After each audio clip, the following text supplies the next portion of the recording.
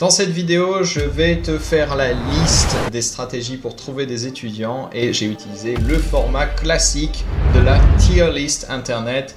Bon, si tu connais pas, c'est pas grave, il y a des catégories, plus t'es en haut, mieux c'est, et oui, celle tout en haut, c'est un S et pas un A, parce que S pour supérieur, et c'est du rouge, parce que le rouge, c'est mieux que le vert dans ce classement. On commence tout de suite avec le premier truc qui me passe sous la main, LinkedIn. Alors, j'ai fait deux colonnes comme tu vois, court terme et long terme, parce que certaines stratégies d'acquisition sont géniales à long terme, mais à court terme, c'est vraiment galère. LinkedIn, on est sur quelque chose qui est assez bien à court terme et à long terme. Donc quand on parle de LinkedIn, c'est le réseau social un petit peu cringe, un petit peu bizarre, mais très efficace pour trouver des gens professionnels, surtout si tu te concentres sur les expats, sur les entretiens d'embauche, sur toutes les personnes qui peuvent être reliées à des besoins spécifiques liés au travail. LinkedIn est super bien. LinkedIn est super bien pour deux raisons simples, c'est que c'est un réseau social qui nous permet de créer du contenu, donc comme YouTube, comme Instagram, comme TikTok, mais surtout qu'il y a des fonctionnalités pour contacter les personnes directement que ces autres réseaux sociaux n'ont pas nécessairement. C'est une plateforme sur laquelle c'est normal de contacter les gens pour leur envoyer un mail et disant « Ah, j'ai vu que tu es intéressé par ces choses-là, est-ce que tu serais intéressé pour acheter mes cours ?» On enchaîne avec les blogs. Écrire un blog. C'était la folie quand j'ai commencé sur Internet. Le blog, c'était le truc qu'il fallait faire. Ensuite, YouTube est arrivé, puis les réseaux sociaux, et c'est devenu de plus en plus compliqué. À l'heure qu'il est, j'ai écouté quelques podcasts, quelques trucs, mais franchement, alors court terme, mauvais, et j'ai envie de dire, ça a presque toujours été mauvais comme stratégie court terme, certes. Long terme, à moins que t'aies vraiment... que c'est pas... Ok, je vais te dire un truc. Les gens qui réussissent avec un blog, c'est soit des gens qui sont hyper calés dans un domaine pointu et qui sont des influences parce qu'ils ont déjà écrit des livres et des choses comme ça et les gens s'intéressent vraiment à leur opinion parce que c'est des leaders d'opinion, soit des personnes qui sont très bonnes en Search Engine Optimization, SEO, qui est donc le fait de référencer son site, et c'est un truc hyper technique qui a toujours été chiant à mourir, et alors là on est sur une chaîne pour les gens qui veulent enseigner une langue, je mettrai que le blog, même long terme, allez on va mettre un C juste pour être gentil. Ensuite, créer son site internet. Juste créer son site internet avec quelques catégories, quelques pages et tout ça, créer son site internet. Qu'est-ce que ça vaut créer son site internet? À court terme, c'est mauvais parce que personne trouve ton site et à long terme, c'est mauvais aussi. C'est pas du tout une stratégie d'acquisition. C'est comme refaire le papier peint de ta boutique, ça va pas t'attirer des clients. C'est bien quand tes clients sont déjà dedans. Et ton site internet, je le dis souvent, c'est pas ça qui te trouve des étudiants. Ce qui te trouve des étudiants, c'est les autres stratégies. Ton site internet va te permettre de donner un peu plus d'informations à tes étudiants, de montrer un certain professionnalisme et de te permettre de gérer des choses comme les paiements, les réservations. Tu n'as pas besoin d'un site internet pour faire une bonne activité de prof en ligne. Ton site c'est un plus, ne te prends pas trop la tête avec ça. Stratégie suivante qui me tombe sous la main, les influenceurs. En fait l'idée est simple, c'est trouver quelqu'un qui s'adresse déjà à tes étudiants. Imaginons, tu enseignes l'italien pour les francophones et tu trouves une chaîne qui parle de la culture italienne en français et tout ça, quelqu'un qui donne pas de cours mais qui parle beaucoup de ça. Tu te doutes que dans l'audience, il y a beaucoup de gens qui sont passionnés par l'Italie, qui veulent apprendre l'italien. Tu contactes cette personne et tu dis « Hey, si on faisait un petit partenariat ou comme tu veux, moi en tout cas je cherche des étudiants pour enseigner l'italien, j'aime beaucoup ta façon de faire, j'aime beaucoup ce que tu fais, écoute, on peut se faire un appel, on verra ce qu'on peut faire. » Et là il y a plein de façons de gérer le truc, soit juste être pote. Et moi, en étant pote avec des gens qui bossent dans des trucs comme ça, il y a tout le temps des petits trucs, alors c'est pas du vrai business, mais c'est juste que on s'échange des tuyaux, des contacts, on se renvoie des étudiants, ou ils me réfèrent des étudiants, je leur réfère des personnes pour ce qu'ils font. Bref, ça se passe aussi simplement que ça. Ça marche bien surtout avec les petits influenceurs. Alors influenceur, c'est que dalle, hein. C'est genre moi je suis un influenceur selon ce critère, hein. Pas parce que voilà, pas parce que j'ai mon jet privé sur une plage à Dubaï. Ce serait pas un bon endroit à me mettre un jet privé. Parce qu'il risquerait d'attraper un coup de soleil. Non, mais je pense que là, on est dans du court terme. Je mettrais excellent. Ouais, allez, vas-y, on va mettre un excellent. Peut-être que je vais changer d'avis après. C'est pas très exact, hein. Court terme et à long terme, est-ce que c'est bien aussi? À long terme, c'est très bien aussi. Il y a des limitations, donc je ne vais pas le mettre dans S. Il y a des limitations à long terme. Ça va être entre A et B, parce que limitation, c'est que c'est mieux d'avoir son audience à soi. Ok. Son réseau. Avoir son propre réseau, donc tes amis, ta famille, les gens que tu connais, et les contacter pour trouver des étudiants. S. Totalement S. Toutes les stratégies à court terme qui t'obligent à envoyer des emails pour dire « Hey, je cherche des étudiants, si t'en as, si tu connais des gens, c'est cool, envoie-les-moi », c'est le mieux. Parce que c'est pas très compliqué, ça met mal à l'aise, c'est un peu difficile, mais bon, après tout, si on est là, c'est qu'on n'est plus employé et qu'on n'a pas une entreprise pour nous ramener des clients d'automatiquement. Donc on doit trouver nos clients soi-même et ça veut dire envoyer des mails, ça veut dire prospecter, malheureusement. Ça fait peur à plein de gens, mais ça peut être cool aussi parce que tes clients sont aussi des fois des potes, les gens sont sympas, c'est pas toujours nécessairement un truc très formel. Donc super stratégie court terme. Long terme, on va la mettre dans la catégorie C parce que rapidement, en fait, t'as fait le tour de tes contacts et donc si tout ton truc, au bout de 3 mois, t'es encore à contacter tes contacts et dire « Hey, au fait, bah, tu vas faire chier tout le monde ». À ce moment-là, oui, tu vas faire chier tout le monde. Au début, non, ça va aller. Ok, ensuite, créer un podcast. Podcast, c'est super bien pour les langues. Les gens adorent écouter des podcasts, ils adorent écouter les apprentissages des langues et tout ça. Alors, qu'est-ce que ça vaut un podcast ? Court terme, c'est direct mauvais, parce qu'en fait, c'est hyper lent pour le référencement d'un podcast, à moins que tu commences directement en envoyant ton podcast à plein de gens, en ayant une stratégie très agressive, en faisant aussi des shorts de ton podcast, mais on va dire à court terme, podcast pur, c'est pas super. À long terme, 3 mois et plus, alors le podcast, c'est le truc qui peut être absolument génial, parce que l'avantage du podcast, c'est la relation privilégiée qu'on a avec nos auditeurs. Ils vont nous écouter pendant longtemps. Donc on a le temps de vraiment se comprendre, se connaître, et c'est super bien pour les langues, parce que les gens adorent apprendre les langues avec de l'audio, et ils adorent créer une relation avec leur prof en audio. Les podcasts de langue marchent super bien. Le problème, c'est que la compétition est rude, donc je le mettrai en bien, mais c'est potentiellement excellent sur du très long terme. Mais l'inertie est beaucoup plus longue. Ok, on continue. Et maintenant, on va commencer à taper. Oh, qu'est-ce que c'est que ce S ? Qu'est-ce que c'est que ce S ? S comme super, Superman. Est-ce un avion ? Est-ce un oiseau ? Non, c'est Superprof, la plateforme qui existe en France, qui dépend du pays. Donc si tu n'es pas en France, c'est compliqué d'être Superprof France. À court terme, est-ce que c'est bien ? Est-ce que c'est acceptable ? Je mettrais que c'est bien, parce que ça prend pas beaucoup de temps de faire un profil sur Superprof. Mais depuis toutes les années où j'aide les profs en ligne pour trouver des étudiants, Superprof, j'ai jamais entendu de prof qui gagne beaucoup avec ça. C'est rare, donc c'est pas super. Donc long terme, on va le mettre dans bien aussi. Mais genre là, le niveau de confiance dans ce que je dis est pas très élevé. J'ai pas assez vu de gens qui cartonnent sur Superprof et je sais pas si c'est intrinsèque à la plateforme ou si c'est juste que c'est une plateforme qui est tellement faite pour rencontrer des profs dans ta ville pour du présentiel, c'est un petit peu optimisé pour ça, donc je sais pas trop. Alors, on commence à toucher à ce qu'on aime tous, un petit preply, un petit italki, sur quoi on part ? On part sur un petit italki. Alors, italki, court terme, qu'est-ce que ça vaut ? Alors, pour les plateformes, on va mettre la condition suivante, c'est d'être accepté sur la plateforme. Parce que, évidemment, une super plateforme sur laquelle tu n'es pas accepté, ça ne sert à rien. Mais, si tu es accepté sur italki, c'est du S supérieur, c'est super de la balle court terme, parce que tu te ramènes, tu fais ton profil, tu fais ta vidéo, si tu fais pas trop des trucs, si tu fais pas des trucs trop pourris, tu as déjà des étudiants qui tombent et ça c'est super. Surtout que italki c'est 15% de commission qui en fait une des plus basses du marché au niveau de la commission. Par contre italki ne prend pas beaucoup de profs de français en ce moment, ceux qui enseignent le français, parce qu'ils sont un peu saturés. Et c'est pas la croissance de malade au début. C'est un petit peu aléatoire, on sait pas trop combien d'étudiants on va avoir, même avec un bon profil. Donc c'est bien parce que même si tu chopes 2-3 étudiants sur la plateforme et de toute façon tu rentres dessus, tu peux y rester long terme, c'est une façon d'acquérir des étudiants qui va donc te coûter 15% de ton chiffre d'affaires sur la plateforme. Donc c'est bien, c'est cool, c'est supérieur. Mais alors qu'est-ce que ça vaut à long terme?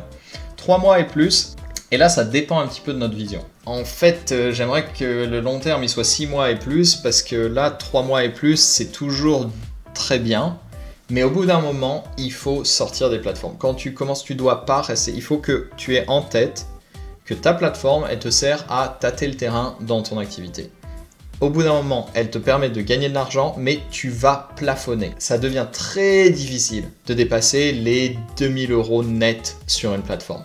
Parce qu'en fait, le marché de la plateforme est réduit. Les étudiants qui arrivent peuvent comparer les profs et ils les comparent malheureusement beaucoup sur leur prix, leur expérience. Donc en fait, tu n'as pas beaucoup de paramètres pour sortir du lot. Et c'est un petit peu comme les applis de rencontres. Et sur les applis de rencontres, beaucoup de personnes se sentent frustrées parce qu'elles disent « Moi, j'ai beaucoup de choses à proposer dans ma personnalité, mais je me fais filtrer parce que je suis chauve. » Et donc sur les applications pour trouver des étudiants, c'est le même problème. Tu vas te faire filtrer pas parce que tu es chauve, mais tu vas te faire filtrer parce que les gens vont se dire « Ah, le prix est un petit peu cher. » Alors oui, tu vas trouver des étudiants, mais tu vas vraiment baisser. Alors que hors plateforme, tu peux être beaucoup plus flex sur ton prix, sur tes formules, sur tout ce que tu veux, sur comment tu trouves tes étudiants et tout ça. Sur les plateformes, tu prends ce qu'on te donne.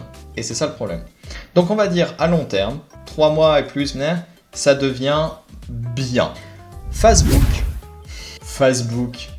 Alors Facebook, le réseau social qui reste un truc génial pour faire du business. Oui, c'est nul, on est tous d'accord, maintenant on n'aime pas y aller. Mais pour trouver des étudiants, c'est un très bon réseau social. Les gens sont actifs, les gens sont là, il y a plein de fonctionnalités. Les groupes, les pages, les profils, les messages privés, Messenger, tu as plein de façons de faire des choses. Avoir une bonne page Facebook, c'est comme avoir un bon site internet. Donc est-ce que Facebook c'est cool à court terme? Et je dirais que dans les premiers mois, je mettrais dans excellent. Allez, ouais. Alors, pourquoi excellent? Parce que c'est assez similaire à LinkedIn, c'est-à-dire qu'on peut faire plein de trucs. Donc en fait, dans certaines choses, c'est-à-dire que là, ce que j'ai mis dans mauvais à court terme, par exemple ton site internet, ton blog, ton podcast, même si tu charbonnes comme un malade mental dessus, tu vas pas avoir beaucoup de résultats à court terme. Sur LinkedIn, Facebook, si tu fais beaucoup de choses, tu peux avoir des résultats rapidement. Et vu que c'est hors plateforme et que les gens vont pas te comparer à tout ça, tu peux arriver dans un groupe, participer, apporter de la valeur, comme on dit. Donc c'est genre juste commenter, donner des conseils et tout ça, ajouter les gens en amis et dire « Eh, au fait, tu cherches un prof de français ou d'italien ou de que sais-je, tu peux prendre des cours avec moi là-dessus. » Donc c'est pour ça que c'est bien. Donc à court terme, tu vois que les choses qui marchent le mieux, c'est généralement les choses où tu peux être le plus proactif. Et à long terme, c'est les choses où tu vas créer quelque chose qui va rester. Et Facebook, à long terme, c'est bien. C'est excellent. C'est comme LinkedIn, je pense. Je mettrais ça dans la même catégorie. Preply, court terme, comme Italki, c'est de la balle, c'est génial. Tu rentres, on te donne des étudiants, et encore plus qu'Italki. En fait, Preply, je pense, est encore mieux que Italki à court terme parce qu'ils ont un algorithme où ils cherchent à vraiment mettre en avant les nouveaux profs plus que Italki. Mais Preply met bien en avant les profs. Donc quand tu arrives sur Preply, ne rate pas ton truc, fais un bon profil, fais une bonne vidéo, n'y va pas en mode « ouais, je regardais comment ça se passe et après je verrai ». Non, ça va te griller ton profil, ton premier mois est le plus important. Donc fais tout bien, sois un bon élève et c'est cool. Et après, alors Preply te prend jusqu'à 40% de tes revenus sur tes premiers cours et 100% de tes leçons d'essai. Donc en fait, ils veulent vraiment optimiser pour que tu gardes des étudiants. Donc les prix des profs sont trop bas, donc ils veulent que tu montes tes prix. Donc ça, c'est un truc à garder en tête qui est intéressant. Les plateformes ne sont pas nécessairement intrinsèquement des systèmes qui cherchent à exploiter les profs.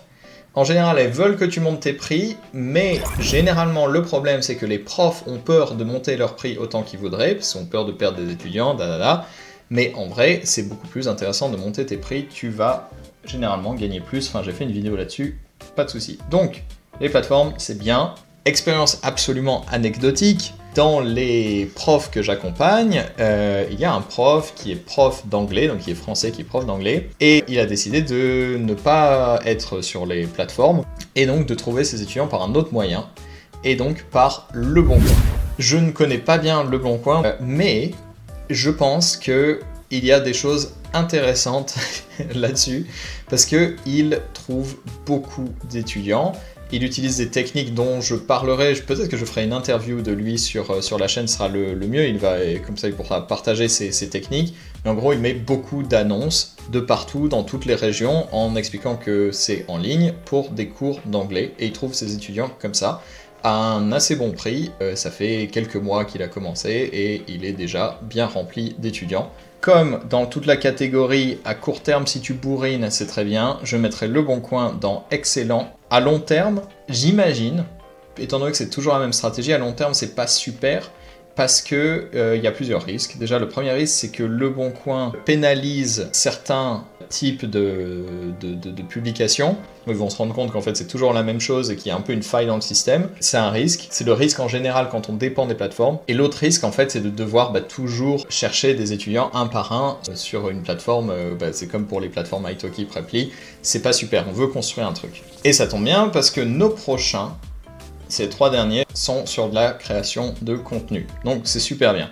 En fait, c'est un peu compliqué, parce que si tu publies un truc sur TikTok, tu vas avoir beaucoup plus de vues et beaucoup plus d'engagement que si tu fais la même chose, même format vertical que sur Instagram ou sur YouTube. Donc on se dit, voilà, c'est mieux, TikTok a gagné. Le problème, c'est que derrière, il y a 2 choses. La première limitation de TikTok, c'est que par rapport à Facebook, Instagram, LinkedIn, c'est plus difficile et encore moins dans la culture d'envoyer des messages directement à ses followers. Donc c'est moins un truc attendu. La plateforme est vraiment faite pour être une plateforme de divertissement, mais il y a beaucoup moins d'emphase, d'accent qui est mis sur interagir avec le créateur et donc promouvoir son business et des choses comme ça. De ce que je vois, j'ai pas utilisé TikTok énormément, j'ai pas utilisé pour chercher d'étudiants. De ce que je vois, c'est une plateforme où c'est pas super pour les business, à moins d'être soi-même très branché TikTok et d'adorer ça. Donc, si tu n'utilises pas TikTok, que tu n'aimes pas trop faire des vidéos sur TikTok, et que tu cherches quand même à faire grandir ton activité, c'est pas top. Et donc ça va nous faire un court terme D, parce que peut-être acceptable, parce que si on carbure pas mal de TikTok, on va peut-être trouver des étudiants comme ça. Je sais pas. Si tu as cartonné sur TikTok pour les cours, n'hésite pas à partager. Et sur le long terme, toutes les stratégies de contenu montent. Toutes les stratégies à court terme qui sont du bourrinage de contacts ou des plateformes, elles descendent parce qu'on a les limitations soit de l'énergie de relancer les personnes, de contacter des gens, ou les limitations de la plateforme qui se mettent en place avec les problèmes habituels des plateformes. Mais tout ce qui est création de contenu, c'est bien sûr long terme, ça fait une image de marque, ça fait un truc, ça permet de trouver des gens. Donc, à long terme, j'imagine que c'est bien. Encore une fois, TikTok n'est pas la meilleure plateforme pour tout ça. Court terme, Instagram. Alors, j'aurais bien tenté de le mettre dans excellent, mais Instagram est quand même pas aussi bien que Facebook ou LinkedIn sur le court terme, donc je vais le mettre dans bien. C'est pas le même impact. Sur Instagram, tu as moins d'interaction, tu peux moins trouver tes étudiants directement. C'est quand même une plateforme où tu es censé créer des trucs pour attirer des gens. Tu vois, des plateformes où on t'attend à ce que tu crées beaucoup de choses, et des plateformes où tu peux contacter les gens. Instagram, c'est un peu, c'est pas aussi bien que LinkedIn ou Facebook pour ça. Et sur le long terme, par contre, je pense que Instagram est très très bien sur le long terme. Je mettrais ça... allez, on met ça en supérieur. Mais c'est vraiment du pifomètre, encore, ça dépend de plein de paramètres et tout ça. Mais c'est de la création de contenu. Si on fait des trucs bien réguliers, on va mettre Instagram là. Il nous reste le YouTube. Alors, à court terme, YouTube, 1 à 3 mois, c'est absolument mauvais. Je pense qu'en fait, c'est bien de garder en tête que c'est mauvais. Pourquoi ? Parce que ça va aider à travailler longtemps. YouTube, c'est du long terme. YouTube, tu te maries avec et tu dois pas attendre des résultats court terme. Mais ça, c'est pas grave en fait. T'es là tu fais tes vidéos, t'apprends et tu vas avoir une traction et elle va venir et elle va s'amplifier. Et la relation est super. Et à long terme, c'est super. c'est le tiers supérieur parce que c'est une super plateforme de création de contenu, parce que quand tu crées du contenu, tu crées ta marque, et quand les gens arrivent, enfin ils te trouvent, là c'est genre, vous voyez, j'ai pas publié pendant 1 an, bah mes vues elles sont pas arrêtées en fait, il y a toujours une quantité de personnes qui viennent sur cette chaîne, qui regardent ces vidéos et qui disent « Ah, le son est trop fort !» sur la vidéo où j'explique parce que le son est pourri. Désolé, c'est pour ça que j'ai un monteur maintenant, parce que je ne sais pas gérer ces détails techniques-là, mais je vais pas enlever la vidéo. Mais bref, les gens continuent à venir. D'ailleurs, merci beaucoup. Et n'hésite pas à t'abonner. On est presque à 10 000. C'est fou ça, 10 000, t'imagines? Et voilà, c'est la tier list. Et toutes les choses que je dis là sont à prendre avec des pincettes en grains de sel, parce que en général, ce qu'il y a à retenir, c'est que il y a des trucs qui sont pas hyper importants. Donc si tu voulais faire un site internet avec un blog, là, je peux vraiment avec confiance te dire que c'est pas une bonne idée. Par contre, à court terme, tu veux envoyer des emails. C'est tout. Tu veux contacter des gens. À court terme, ce que tu veux, c'est tous les trucs où tu as une messagerie qui te permet de contacter des gens direct. Et à long terme, tout ce que tu veux, c'est des trucs dans lesquels tu peux créer du contenu qui va rester, pour faire simple. Voilà, c'est tout. Si tout ça t'intéresse et que tu veux que je t'aide à trouver ton premier, tes 10 premiers, tes 100 premiers, tes 1000 premiers étudiants, le lien est dans la description. Tu peux t'inscrire. J'ai un cours de 3 vidéos qui va t'amener à prendre un appel avec moi et on pourra parler de tes projets et de voir comment je peux t'aider personnellement. Merci beaucoup. Salut.